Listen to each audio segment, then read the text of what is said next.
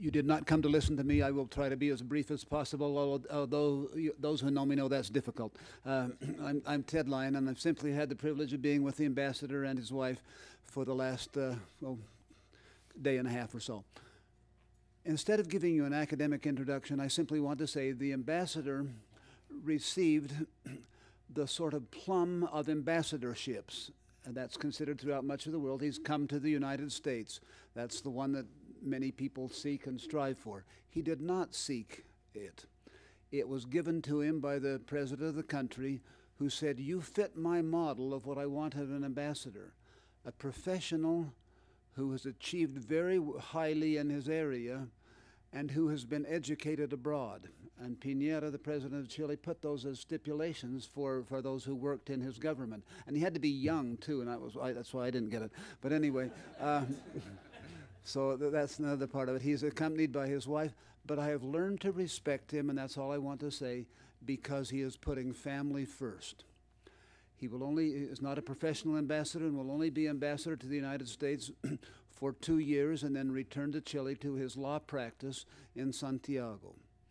I tell you that he has, of course, has a law practice and has been a professor in La Universidad Católica in Santiago, and will continue in his law practice and continue teaching and publishing the many books that he's published, and will continue doing that. You don't want to hear from me, you want to hear from him, Professor Arturo Fermandois.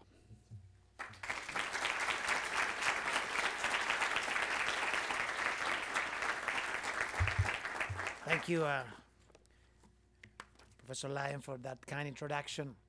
And let me tell you that I'm very happy being here in BYU in the Kennedy Center for International Studies for many reasons. And there is one reason that I really like, which is that today, since I became an ambassador, I have a rule. An ambassador is a person who thinks twice before saying nothing. And, and here in the academic environment, I'm probably going to break that rule. I'm forced to say something, at least, and I feel very good with so many friends from Chile, and so many smart people, and so many friends of our career. So thank you for inviting me, particularly to the director of the center, Jeff Ringer, and to Corey Leonard. Thank you for chairing this activity. Professor Peterson, the Vice President of BYU, and Mrs. and Mr. Lyon, who have been with us for a day and a half. So you are getting bored about the Fermandois now. Let me go. I thought what to say today. Many of you had a deep knowledge of Chile. And so I apologize if you have a different sense of what I am explaining. And in the Q&A time, we will have the chance to talk about that, to receive those questions. And Chile's way to development and highlights. And I want to start with the highlights because I feel that we have had 2 years of a really impressive moment for Chile and its relationship with the U.S. On the internal side, we're facing challenges too. We are struggling with some issues I want to discuss, but let me start with the beautiful part. And well, Chile is a long country, that tiny piece of land in South America. For many people, isolated. We consider the Pacific Ocean on one side, the Andes Mountains on the other side, the Patagonia in the south, and the dry desert in the north. Make us kind of an isolated country, but we are integrated into the world in an incredible path. It's a long strip. You think the shape is like that. You know, we can go from coast to coast in the U.S., a little bit less than 3,000 miles, and it's a real long piece of land, and we are happy. It's a thin one, but with a lot of diversity. If we put that strip in North America, we could go from the Arctic to Mexico. That for giving you an idea of how long is Chile. And we go from the Atacama Desert to the South Pole. Highlights. Let me talk about the earthquake. which is it's not a good news, but the recovery, we are proud of what Chile is doing. The rescue of our miners in October 13, 2010. The visit of President Obama to Chile in 2011. And let me tell you about the progress of Chile's candidacy application to become a part of the visa waiver program, to become the first Latin American country of being allowed to enter its citizens to the United States without a visa, which is good for integration. And then the cooperation agreement with the state of Massachusetts, a work we have been doing at a state level. Here are the miners. The miners it's a golden story for us because it allowed Chile to show an image of what Chile is. The courage of our miners, our working people, the transparency on the side of the government, that we were able to show the world every day what was happening there with those 33 miners trapped half a mile underground in Mina San Jose. It's a good story also because the United States participated on that operation. We received cooperation with a driller made in Pennsylvania that we sent it through the embassy. We didn't think it was going to be a crucial element for rescuing the miners. After 69 days trapped there, we received help from the UPS Foundation for free. It took the driller 13,000 kilos on a plane, and it put in Atacama 3 days after that. And we also sent a medical center from the NASA. I met with General Bolden. The following day, we found the miners, and I said, I was General Bolden, help us because you are trained to keep people on extreme conditions. Are we going to have those miners for months underground, and we need to know how to treat them on medicines, psychologically, physically, etc. The media coverage Chile got from this story was incredible. It's about 1 billion people saw the rescue on the screens. I was an unknown ambassador in D.C., recently arrived, and then in 48 hours I went through all TV stations, all programs, talk shows, and I became the most known ambassador, not the best ambassador at all, the most known ambassador, the better known ambassador in D.C.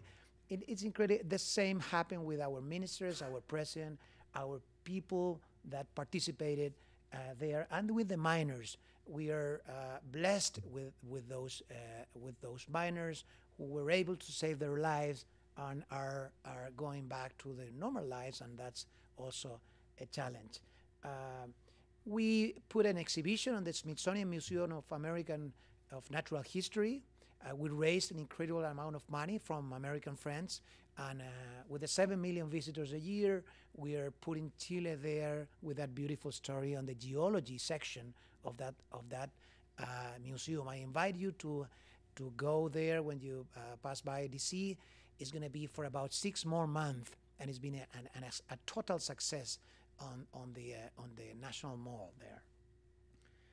We believe that this story showed the leadership of our government in terms of taking the risk. I was with my President Piñera, here in September. We went to California on a working visit. The miners, we had found the miners, but we were not sure at all that we would be able to rescue them. And he was so committed to that, put all the resources and all the government on work for rescuing them, and we succeeded. The courage from them, they organized themselves to keep and to stay long without physical damage. The accuracy of the technical team, our professionals. This operation was conducted by Chilean engineers mainly, and we were able to do that. The professionalism, the transparency, the democracy, because opposition and government, everyone was behind that goal, and a very positive way, and of course the unity. President Obama decided to visit Chile on 2011. About a year ago, I received a call 2 or 3 days before the State of the Union address, telling us that President Obama decided to go and to visit Chile. It was the third bilateral visit in the history from a president of the United States in office to Chile. And that sent a message to us of two things. First, we share same pillars, the same values of democracy, of human rights, of an open society, and freedom in political and economic side. And the message was how Chile and the U.S. can work better for promoting those values abroad, in the region and in the world. We got an incredible successful visit. We signed about 6 agreements on cooperation on science and technology, English language, innovation, entrepreneurship, free trade, citizen safety, and others on that occasion. The Chile-Massachusetts agreement is something that we really signed, recently signed about a month ago.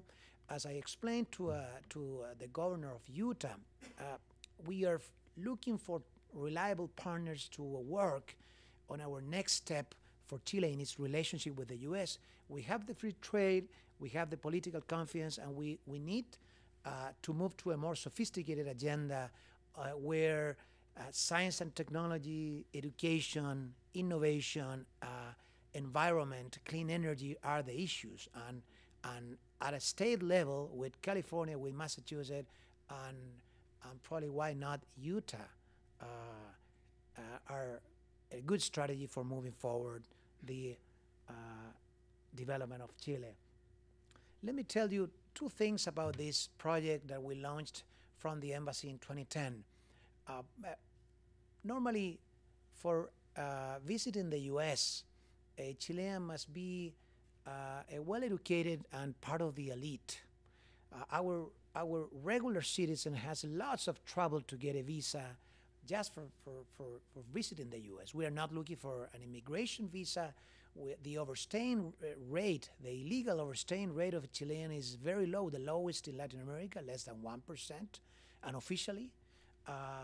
So Chile is not a risk for the U.S. We're a 17 million country, 17 million people country, but we need more connections and understanding between the two people.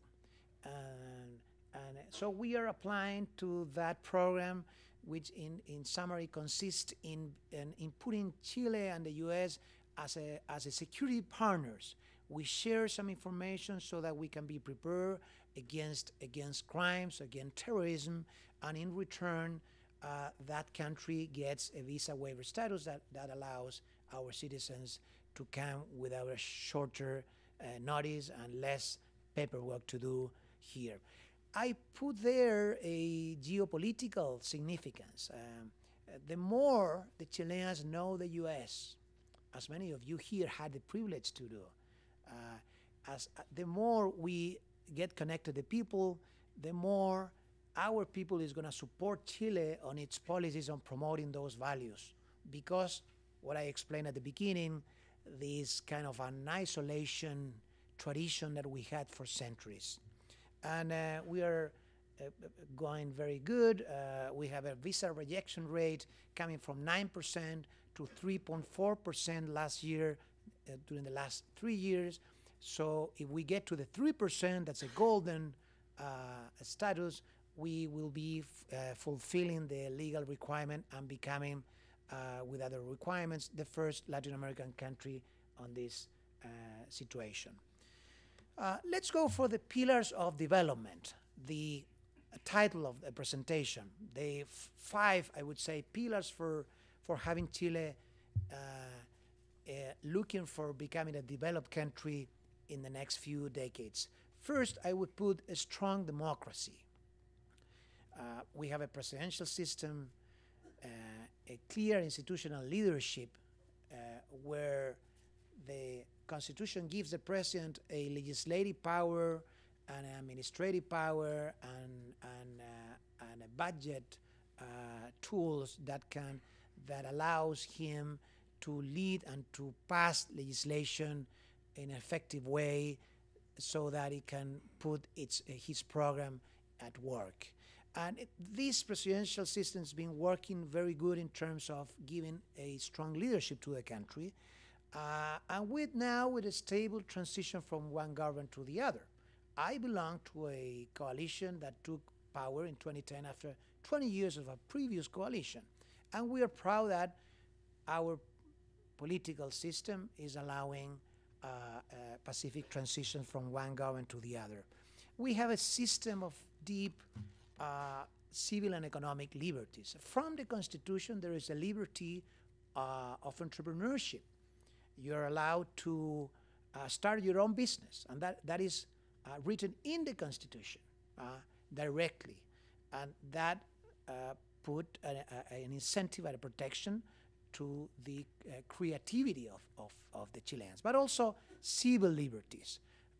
We are happy that we have a long and comprehensive list of civil rights, and as I mentioned in number 3, a consolidated rule of law and an independent judiciary, which is so important, with specialized courts, for example, for environment, for antitrust, for administrative issues, and with a non-corrupted police and a military subject to the civil rule that provide us a package for a rule of law, which is very, very important in Chile. And that's the reason why Chile is a good destination for investments.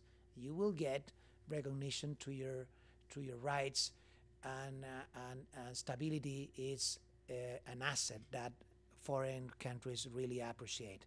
And the promotion of human rights. Chile learned after the military rule that human rights are very important to promote and to protect with a commitment from the state. So Chile today has a institutionality for promoting human rights, belongs to the United Nations Council of Human Rights, and it's involved in humanitarian goals throughout the world. Chile is present in Haiti with the MINUSTA.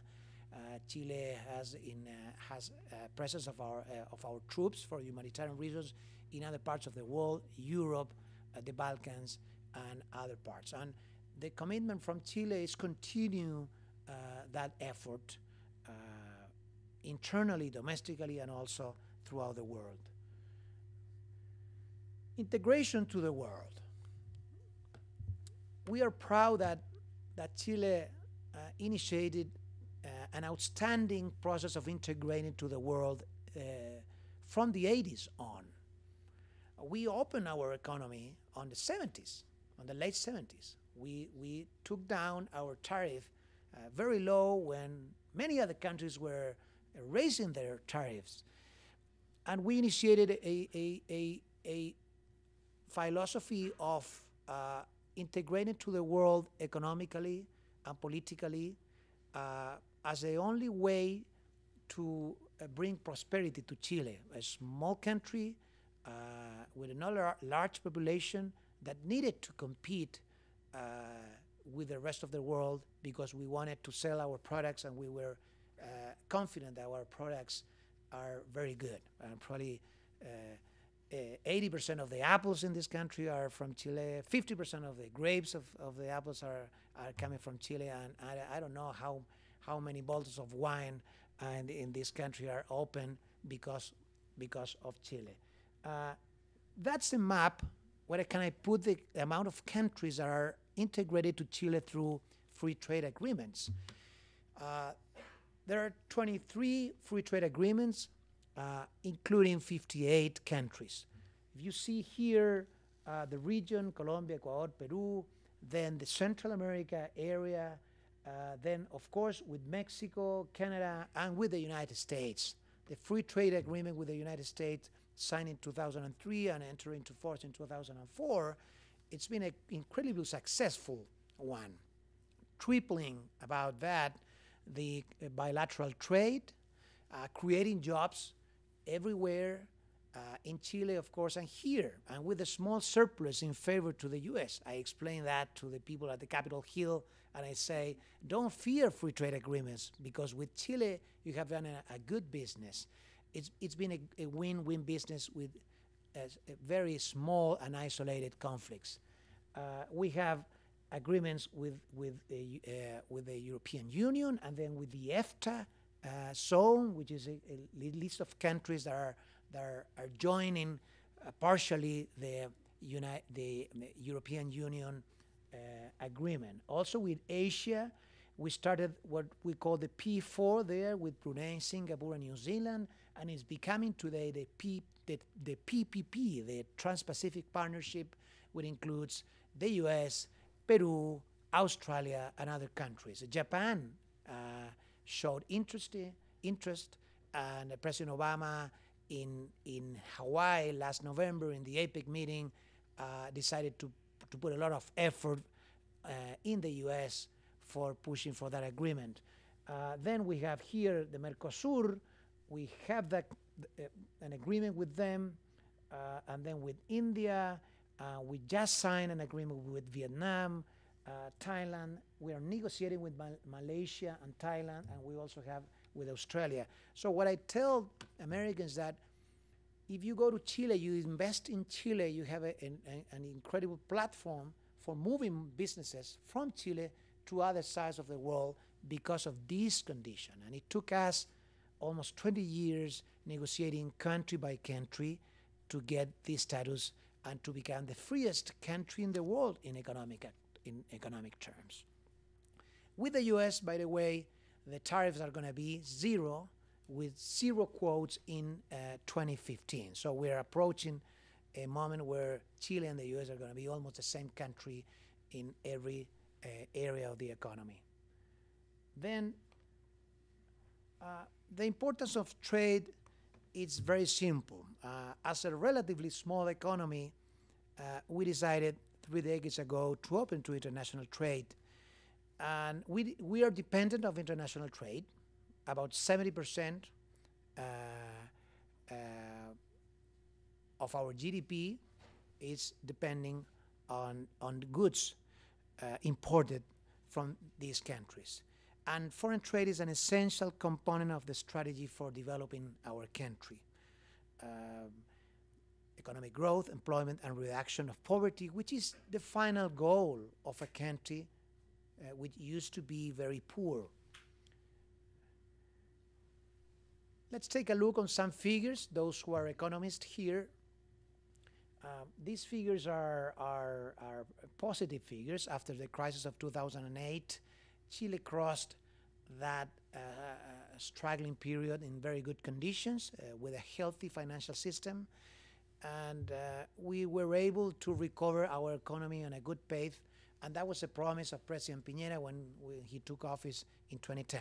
For example, if you take a look on the GDP per capita, and the GDP, it's moving from 161 billion in 2009, 203 billion in 2010, and then 243 billion last year, which is an incredible improvement, because if you go down, you see the percentage of the GDP growth with a negative 1.7% in 2009 after the crisis, and then 5.2% and 6%.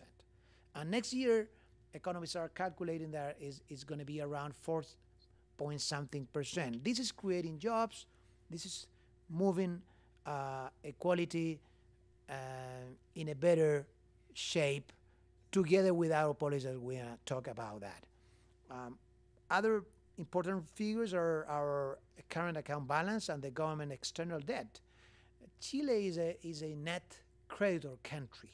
If you see there, our external debt is 1.7%, and the current account balance is minus 1.5%. So if we add the two things, we are considered a creditor country.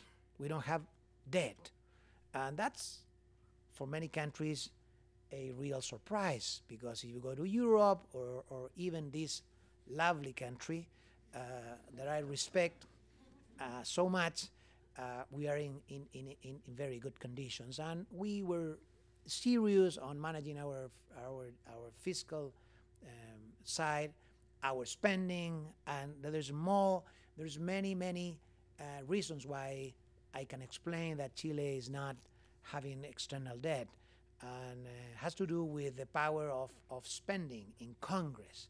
But that's a part of another lecture of a constitutional law side. I'm gonna forget about that. Let's go for something that also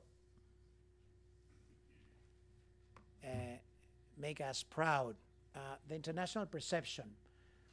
If you see the GDP growth in the last 20 years, from 1990 to 2010, you see Chile in the top side of the area. Of course, China is continuing to do so good with more than 10% growth. India, Singapore, Korea, but we have Chile with 5%. 5% is a very reasonable and positive average growth that, by the way, creates jobs and brings revenue to the government, so that we can intensify our social protection network. Then you have different countries. Peru, for example, our neighbor, is doing so good. In many senses, Peru is applying policies similar to Chile, with their own style and with their own effort. Is getting a good momentum. Then Ireland, Israel, and you have the other countries over there. The message here is overall, during a long period of time, Chile has a very good ranking. This slide is very impressive. I decided to put the relevant rankings under which you can measure a country, issued by different organizations. We have, for example, the Index of Economic Freedom, Heritage Foundation, Corruption Perception, from Transparency International, Human Development. That index is very, very relevant because it includes education, it includes life expectancy, health issues, the Competitiveness Index, the Global Peace Index, the Easy to Do Business, an area we are working on now in this government, Networked Readiness Index that has to do with technology, and the Competitive Index. Among these indexes, Chile is first in Latin America in all of them, but the Global Peace Index. So if you take, I don't have here the per capita income, we are almost first, normally with Panama on the other, on one to second position. So very proud to have Chile there, but we have work to do.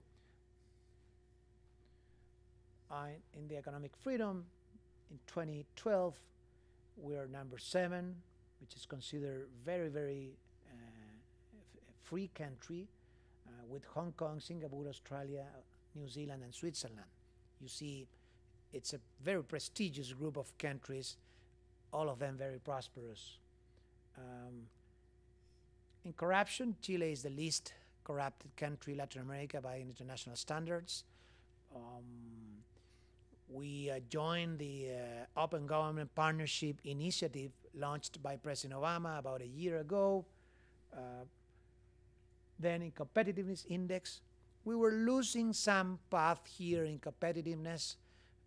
Some measures were taken during the last 2 years. Education is crucial. Some rules on the labor force are very, very crucial too. And Chile regained some path on competitiveness. We are number 31 in the world. The golden goal of any undeveloped country is overcoming poverty.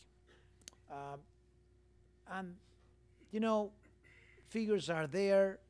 We were with a very high level of poverty in 1990, about 25%. These are UN standards. which, by the way, are very modest, are correct. I respect the UN, but of course, measured by income, we still are talking about very modest income. But 25% in 1990 and 11.4% in 2009.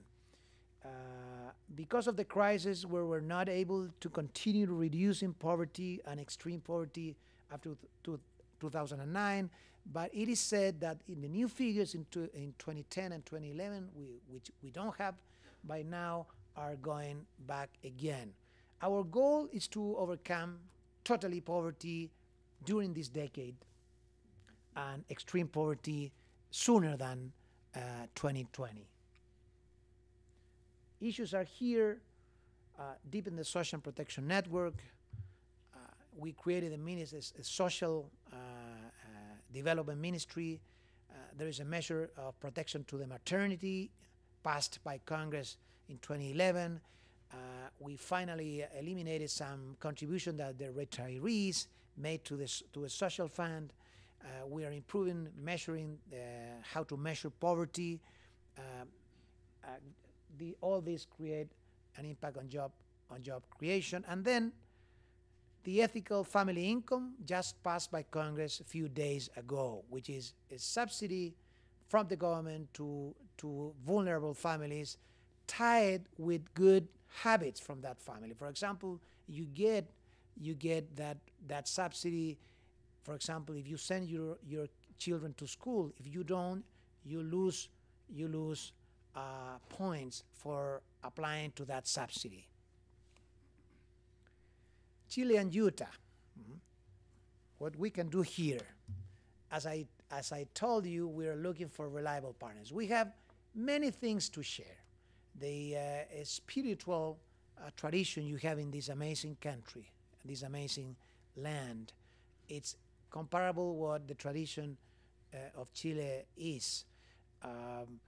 The mining similarities we have. Chile is a leading mining country. You are a leading mining state. In technology, we have incredibly good engineers. You are a leading state on computers. We need to strengthen our relationship. Our bilateral trade is good. It's been growing, but it's still, there is some space to move on. This is the curve of Utah export to Chile. I was talking to Miguel Rovira from the International Trade Agency today, and apparently in 2011 that level was much higher, approximately more than $100 million exported to Chile on mining. And then these are the products. Industrial machinery, including computers, is the most important part, and then tools, of base metals, mining, and then electric machinery, sound equipment, TV equipment, then vehicles, fertilizers, and so on. And Chile is selling our best products, our agricultural products, fruit, then wine, then salmon, then timber products, forest products, and of course copper. We're the first copper producers in the world, and that's the reason why China is buying from us so much copper, and as part of our prosperity, it is explained by China. And I believe that we need to put here in this area education, we need to put tourism, and we need to put different areas that we can imagine after we have experiences like this. So this, the final thing that I wanted to say. It's a very short time for explaining my excitement about Chile and Utah. Thank you very much for your patience, and I'm going to take questions.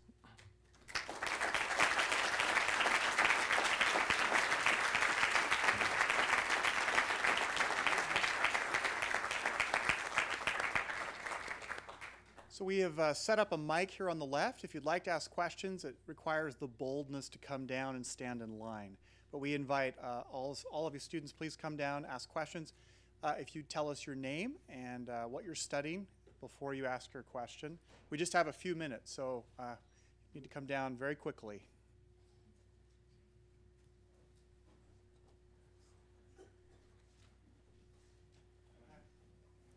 Hi, my name's Jordan. I'm studying music. I just wanted to come and hear you. What do you think is the biggest reason why Chile has no debt? I think that's remarkable. What is the biggest contributor to that?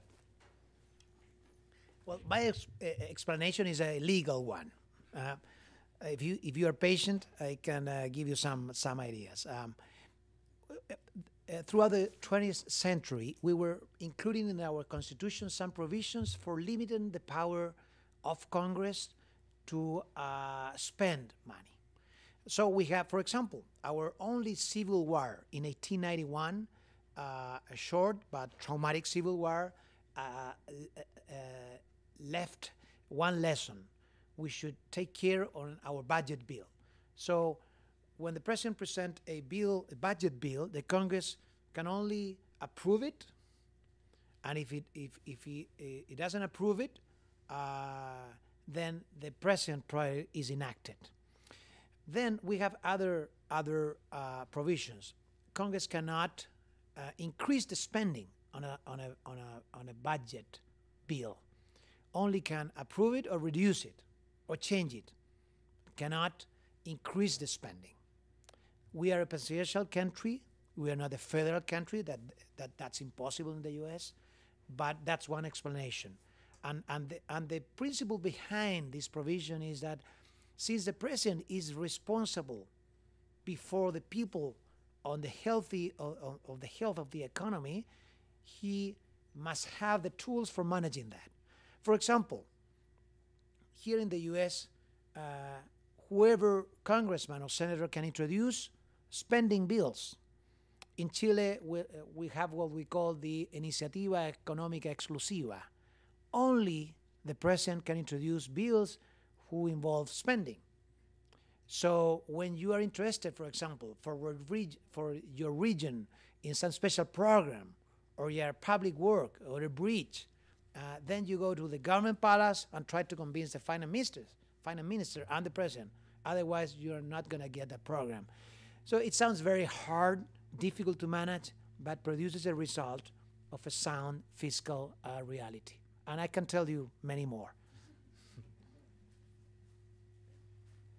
It's a pleasure to have you here, Ambassador. We thank you so much for traveling so far to come here. My name's Taylor Tamander. I'm international relations major. And I've always had a big admiration for Chile. In fact, my wife and I are planning on moving there at the end of the year. So we're really excited. But I was just really interested. I noticed in the news this week that that Chile dropped about 40 places in their press freedom index, reported by Reporters Without Borders. And I was wondering what reasons that could be, and if there's any plan on increasing press freedom in the future.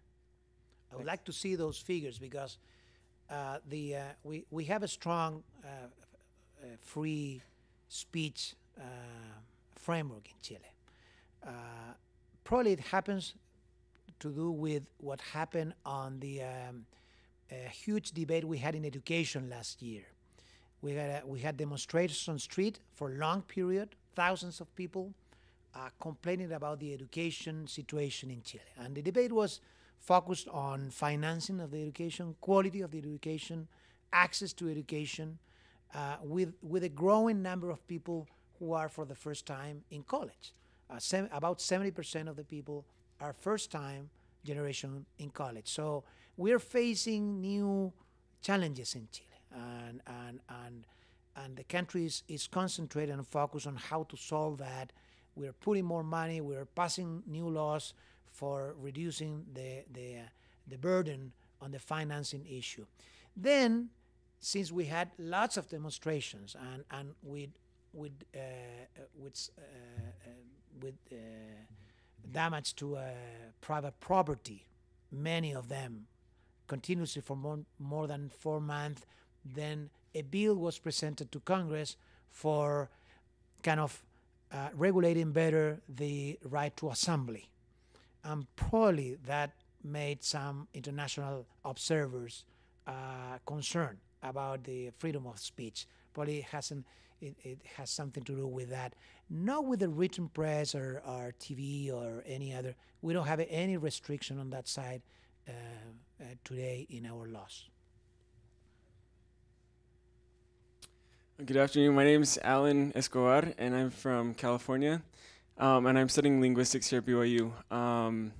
So last year, from April to July, I was in Chile, and I heard a rumor that there was only 1% of the population that was bilingual, and that the country had a plan within a couple of decades to make the country bilingual with English and Spanish. And so I guess maybe if you could clear up that rumor for me, and what processes the country is taking to make the country bilingual. Yes. My figure is 5%. Well, 5% of the students graduating from high school, which is very low, and it may be 1% at large. So we are facing a big problem for being more integrated, a big problem, and we have several programs for facing that. From the embassy in the United States, we are helping with another program. I have the instruction from my government to put at least one native English-speaking teacher in each public school of the 35 public schools that are considered liceos de Excellencia.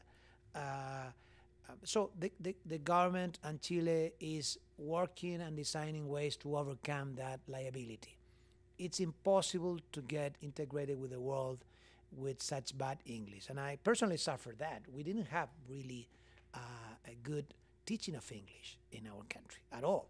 So we welcome you, many of you who have been in Chile as missionaries or students, because the contact with a native English speaker is totally different to what we had in Chile. So very good point, and it's a pending task. Thank you. Hi, my name is Wayne Sandholtz. I'm studying economics.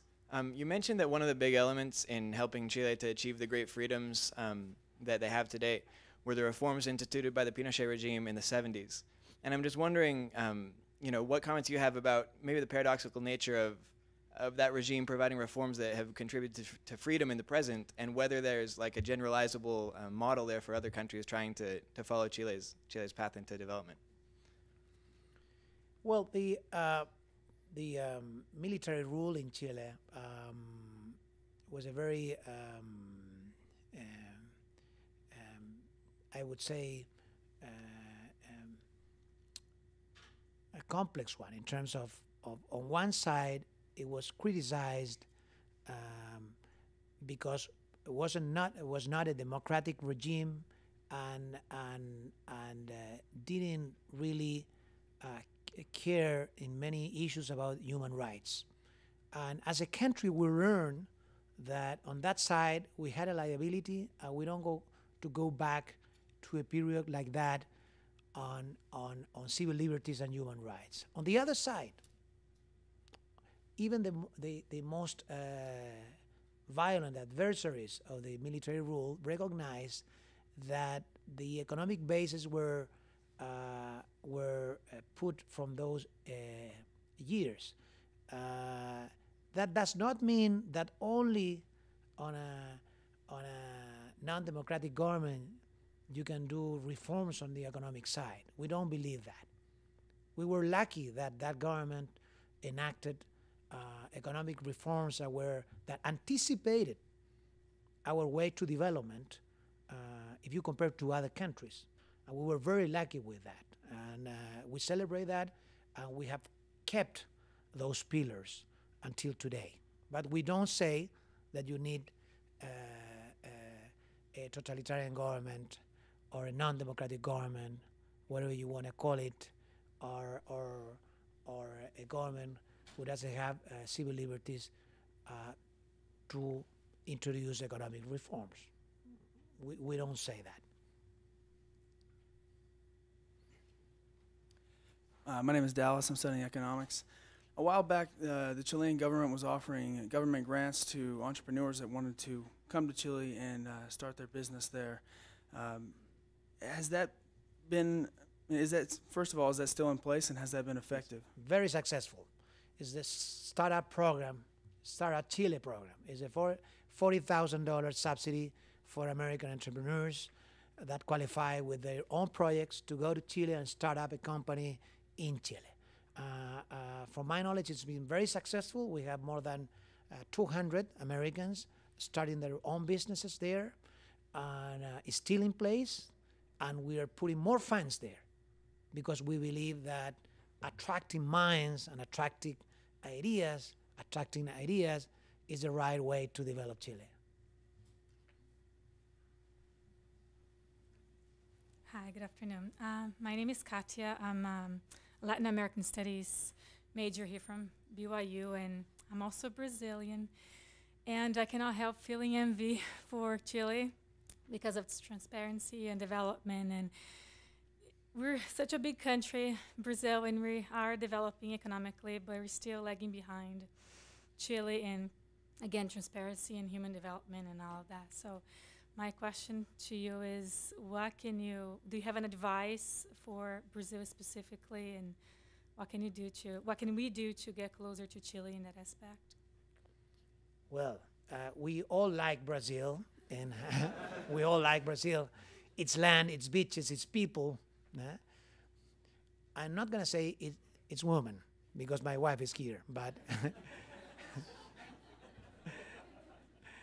so with all my respect, Brazil is an amazing, wonderful country, and its size, just for give you an idea, is 10 times Chile. Its GDP is $2 trillion. It's equal to California, and it's such a portentous land for becoming a world power, which is happening today, and a champion of the values that we share, that we are very, very happy with the process of Brazil. I'm not going to give, recommendations to other governments, because I'm a diplomat and have to think twice before saying nothing. But integration to the world is a very good way of for getting prosperity. Brazil has the best universities in Latin America, the best management people, natural resources not to say, land not to say, how much human resources you have there, and traditions and everything. You are able to compete with anyone and win. So integration to the world, as I guess Brazil is considering deepening, it's a promising way to get better results.